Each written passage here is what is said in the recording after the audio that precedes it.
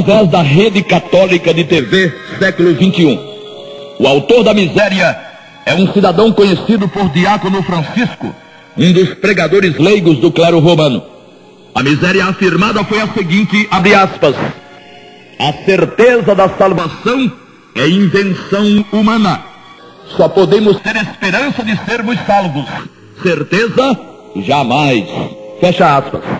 O homem no vídeo fica o tempo todo de Bíblia à mão. Acha-se o máximo em conhecimentos bíblicos. Faz de conta que domina as regras da hermenêutica e que é um exímio exegeta. E isso tudo porque já foi pastor protestante. Ele era de confissão batista. Lá pras tantas, e guiado, sabe ele por quem, descobriu está errado o protestantismo e voltou às fileiras do catolicismo romano. Seria ele até digno de elogios por ter descoberto existirem erros no protestantismo. Ninguém navega nas águas da verdade só por ser protestante ou evangélico. A verdade bíblica não é propriedade particular de qualquer ismo religioso, seja protestantismo, catolicismo, espiritismo, adventismo, pentecostalismo, etc. Agora, sair do protestantismo para voltar ao catolicismo fez do Diácono Francisco alguém que, mesmo trocando 6 por meia dúzia, ainda se sente uma fera em matéria de sabedoria e de conhecimentos bíblicos. A afirmação infame do mencionado cidadão, que há pouco citamos, torna clara a dedução de que ele, de Evangelho, de Novo Testamento, não conseguiu entender nada, nem enquanto era pastor batista e nem depois, até hoje. São conhecidas as histórias de muitos ex-pastores. Não é tão difícil assim encontrar alguém que seja ex-padre, ou ex-delegado de polícia, ou ex-juiz, ex-prefeito, ex-pastor, etc. Existem os ex em todos os segmentos da vida. Sempre que alguém não mais exerce a função anterior, arranja esse prefixo de origem latina, é X, sendo que o X mantém sempre a pronúncia de Z, no caso. Assim, é possível encontrar sempre alguém ex-qualquer coisa, ex-qualquer atividade assumida por competência própria ou por alguma circunstância do existir. Nesse caso, o diácono católico agora é ex-pastor e será, qualquer dia desses, ex-diácono, por força de alguma promoção ou simplesmente pela morte. Uma coisa que ele não é, mesmo tendo sido pastor protestante, pastor batista, ou se tivesse sido de qualquer outra confissão, é ex-remido. Tá aí o que ninguém jamais vai encontrar ou encontrará em lugar nenhum do universo, um ex-remido. E se o tal diácono tivesse alguma iluminação do Santo Espírito, teria percebido desde o tempo no protestantismo não existir semelhante ideia em parte alguma do Novo Testamento, da Nova Aliança, dos Escritos e depois da cruz. A ideia de ex-remido. Gente assim não adora a Deus coisa nenhuma, nem o exalta. Tudo o que faz, faz por absoluto medo. Vive de pernas bambas. Assombra-se até com o zumbido de uma muriçoca. Quer dizer, treme da cabeça aos pés sempre que qualquer tipo de ameaça, muitas vezes feita por alguém que não domina nada também dos escritos neotestamentários, aparece. Esse pessoal não tem consistência, ainda não conseguiu descansar nos efeitos da obra perfeita do Senhor Jesus. Também, ouvindo pregadores do tipo do diácono, como poderia descansar, como poderia confiar totalmente no sangue do Senhor? A situação é deveras terrível. De um lado, estão os que pregam Jesus, mas as velas, as rezas, a ajuda de Maria, o purgatório e vai por aí. De outro lado, estão os que pregam a obrigatoriedade da guarda do sábado ou do domingo, do pagamento de dízimos e ofertas. da fidelidade em tudo o que o líder mandar, da perseverança e de outras invencionices religiosas. Desse jeito, a impressão que fica é que além de ex-padres e de ex-pastores, seria possível também existirem ex-remidos. Todavia, se existisse em toda a história um só ex-remido, Jesus seria um Salvador desmoralizado, desonrado e pior ainda, seria um Salvador mentiroso. Mas que Salvador? Salvador que não salva não é Salvador e nem poderia ser. Ele apenas teria se apresentado como Salvador. Nessa miserável hipótese, muito mais vantajoso seria seguir e ouvir o inimigo, Satanás. Pelo menos como mentiroso, ele não engana ninguém, pois é preciso ser muito infantil para não saber que nada dele e nele é verdade. Já Jesus, não.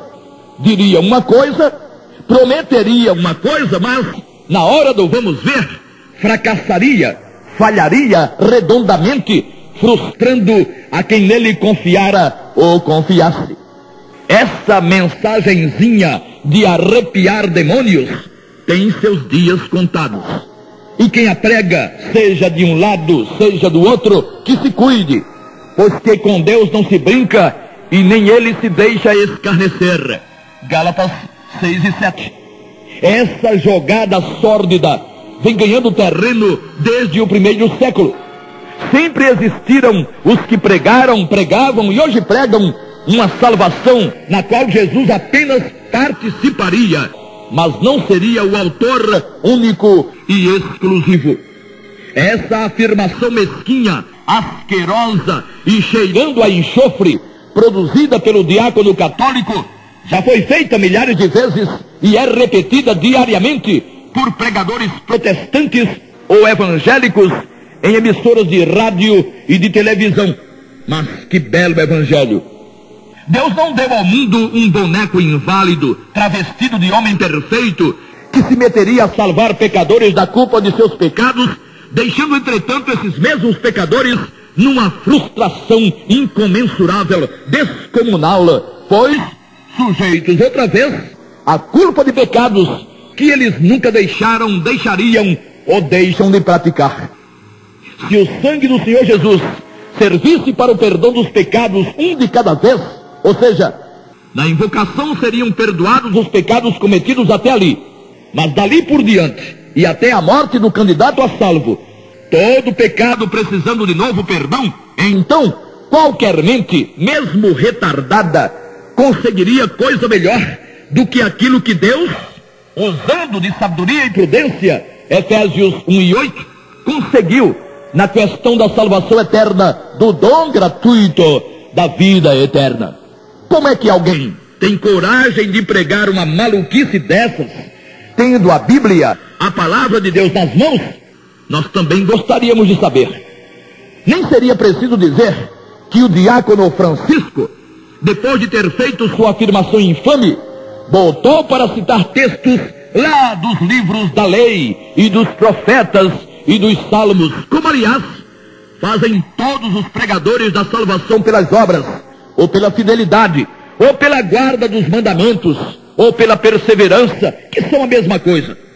E com aquela empáfia de quem pensa que sabe, ficam repetindo sempre e sempre: está escrito, está escrito.